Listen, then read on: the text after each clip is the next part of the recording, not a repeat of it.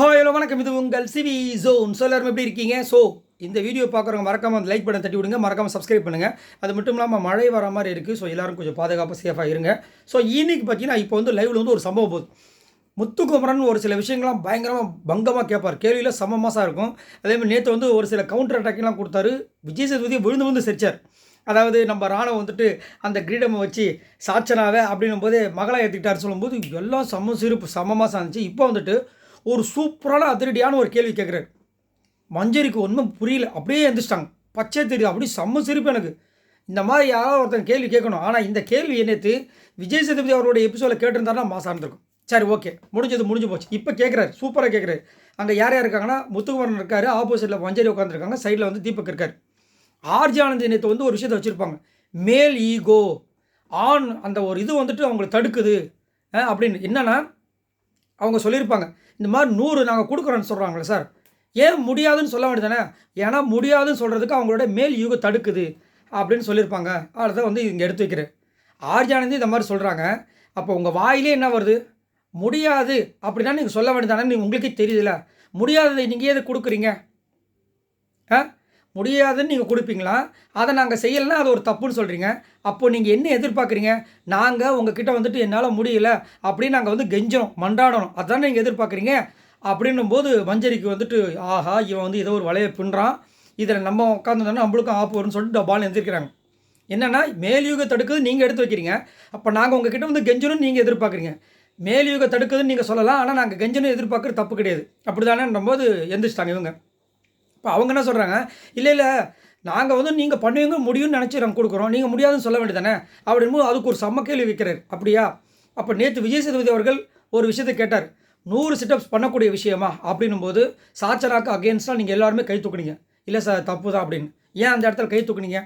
உங்களுக்கு தான் தெரியுதுல்ல, முடியும் தாங்க சார் நாங்கள் கொடுத்தோம், அவங்க அந்த மாதிரி பண்ணிட்டாங்க நீங்கள் சொல்லியிருக்கலாமே. அங்கே வந்துட்டு நீங்கள் கை தூக்குறீங்க, நீங்கள் உத்தமராக இருக்கிறதுக்கு நல்லவங்களாக இருக்கிறது வேஷம் போடுறதுக்கு அங்கே கை தூக்கிறீங்க. ஆனால் இங்கே வந்துட்டு இப்படி வந்துட்டு முடியும் தான் கொடுத்தோம் அப்படின்னு சொன்னால் என்ன அர்த்தம் அப்படின் போது கப்சுப்பு பேசவே இல்லை. பக்கத்தில் தீபக் ஒரு கொஷின் வைக்கிறார். என்ன வைக்கிறாருன்னா, சரி ஓகே, அப்போ இவங்க சொல்லும்போது பக்கத்தில் ஒருத்தங்க இருக்காங்களே அவங்களாவது அது எப்படி அவங்களால முடியும்னு ஒரு வார்த்தை எடுத்து வைக்கலாம்ல. இப்போது அந்த டாஸ்க்கு கேவலமான ஒரு டாஸ்க்கு, முடியாத ஒரு டாஸ்க்கு, அந்த டாஸ்க்கை கொடுக்கறதுக்கு நீங்கள் யோசிக்க மாட்டீங்க, அது தப்பு இல்லை.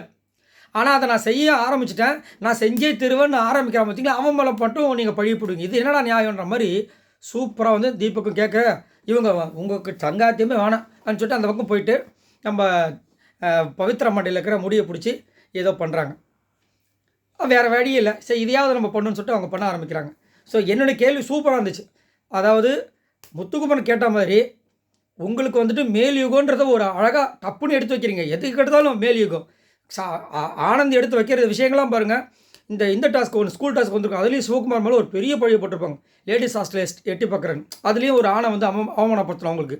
இதில் வேறு அவங்க அப்பா வந்து ரொம்ப லவ் பண்ணுறேன், எங்கள் அப்பா அவ்வளோ தன்னம்பிக்கை கொடுத்தாரு, இதை கொடுத்தா அதை கொடுத்தான்னு சொல்கிறீங்க. ஆனால் உங்களோட நடவடிக்கைகள் எல்லாமே ஆண் ஆதிக்கம், ஆண் வந்து எதிரானது இப்படியே வந்து பேசுனீங்கன்னா அப்போ எப்படி? உங்களுக்கு முதல்ல ஆணையை பிடிக்கல, ஆனால் நீங்கள் வந்து அப்பாவை மட்டும் பெருமையாக பேசுகிறீங்க. எனக்கு ஒன்றும் புரியல. அவ்வளோ பெருமையாக பேசுகிற உங்கள் அப்பா உங்களுக்கு ஏதோ ஒன்று செஞ்சதுனால தான் நீங்கள் வந்துட்டு பெருமையாக பேசுகிறீங்க.